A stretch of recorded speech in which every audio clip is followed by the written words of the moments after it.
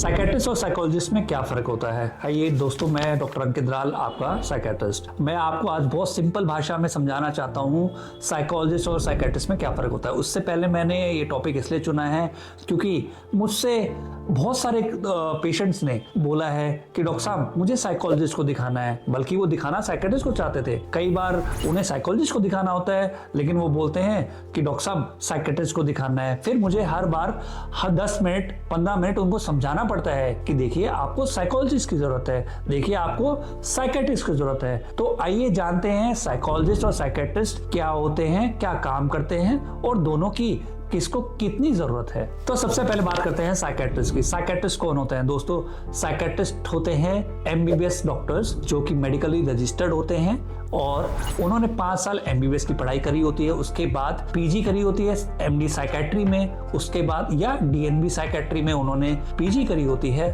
और उसके बाद 8 से 10 साल की पढ़ाई के बाद वो human behaviour, human mind, thought pattern, emotional regulation, emotional control, personality disorders, personality traits, उन सब पे पढ़ के, पढ़ाई करके, समझ के, कंप्लीट हिस्ट्री लेके वो आपका कंप्लीट रिकवरी प्लान बनाते हैं। वो बताते हैं कि आपको दवाई की जरूरत है कि साइकोलॉजिस्ट की जरूरत है, साइकोलॉजिस्ट यानी कि थेरेपी की जरूरत है। साइकेट्रिस्ट सिर्फ पिल वाले डॉक्टर नहीं होते, साइकेट्रिस्ट मेडिकली रजिस्टर्ड प्रैक्टिशनर्स होते हैं, डॉक्टर्स होते हैं जो कि मेडिकेशंस को लीगली प्रिस्क्राइब करने के लिए एलिजिबल होते हैं। हालांकि साइकेट्रिस्ट के अलावा कोई भी और डॉक्टर मेंटल हेल्थ डिसऑर्डर्स के लिए दवाई प्रिस्क्राइब नहीं कर सकता, ना कि कोई साइकोलॉजिस्ट भी लीगली या मेडिकली ट्रेन नहीं होते दवाई प्रिस्क्राइब करने के लिए। जो मेंटल हेल्थ डिसऑर्डर्स हैं उसके लिए साइकेट्रिस्ट आपके इमोशंस, बिहेवियर, आपके सिम्टम्स, आपके पर्सनैलिटी डिसऑर्डर्स, पर्सनैलिटी ट्रेट्स,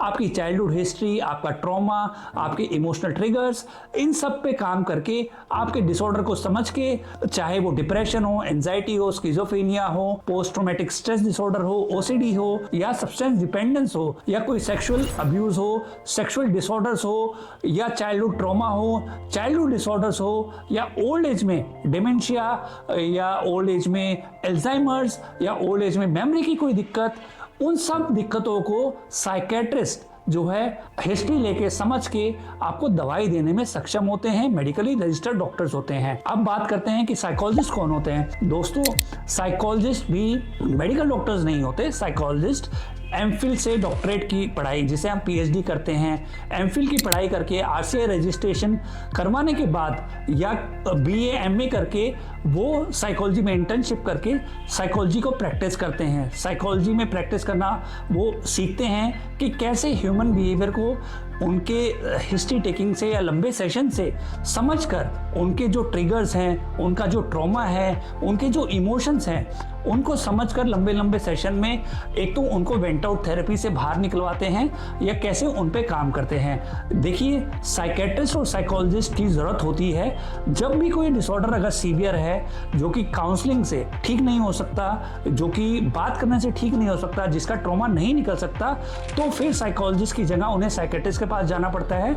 जो कि मेंटल डिसऑर्डर अगर किसी भी फॉर्म, सीवियर फॉर्म में होता है तो उसके लिए दवाई ज़रूरत होती है, दवाई के लिए ज़रूरी है। लेकिन कोई भी मेंटल इलनेस अगर माइल्ड फॉर्म में होती है या कोई माइल्ड स्ट्रेस होता है, फॉर एग्जांपल किसी को नींद नहीं आती है, स्लीप हाइजीन टेक्निक्स होती हैं, ये सब चीज़ें साइकोलॉजिस्ट से बात करके हम ठीक कर सकते हैं। तो दोस्तों बहुत से लोगों का ये भी सवाल होता है कि क्या साइकोलॉजिस्ट अलग काम करते हैं, क्या साइकेट्रिस्ट अलग जगह पे काम करते हैं और दोनों को कहाँ ढूंढा जा सकता है, कहाँ मिल सकते हैं दोनों, क्या दोनों का अलग अलग क्लिनिक होता है?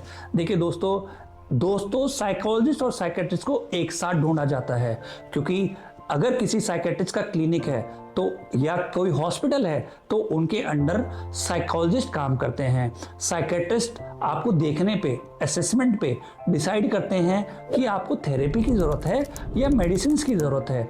किसी मरीज़ को जो मानसिक बीमारी सीवियर फॉर्म में होती है उनको दोनों की ज़रूरत होती है, दवाइयों की भी और काउंसलिंग की भी। तो दोनों का आप एक जगह मिल सकते हैं, दोनों का मकसद एक है, दोनों का गोल एक है कि आपको कैसे फिट करना है, आपको कैसे मेंटली स्ट्रांग बनाना है। दोनों एज अ टीम काम करते हैं।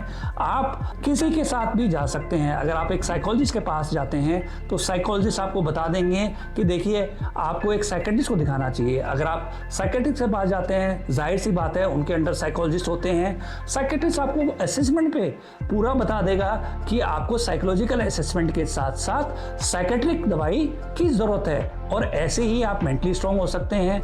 दोस्तों, आज मेंटल हेल्थ डिसऑर्डर्स या मेंटल हेल्थ के टूवर्ड्स स्टिग्मा जो है बहुत गहरा है। हम इस वीडियो के थ्रू लोगों को बता देंगे, सबको शेयर कर देंगे कि मेंटल हेल्थ के लिए अगर कोई प्रॉब्लम है, देखो स्ट्रेस जिंदगी एक लंबा प्रोसेस है, लाइफ बहुत बड़ा स्पैन होता है। हमें सबका एम ये है कि 100 साल तक जीना है। 100 साल तक हम कैसे जी सकते हैं? 100 साल तक हम जी सकते हैं मेंटली और फिजिकली स्ट्रांग रहकर।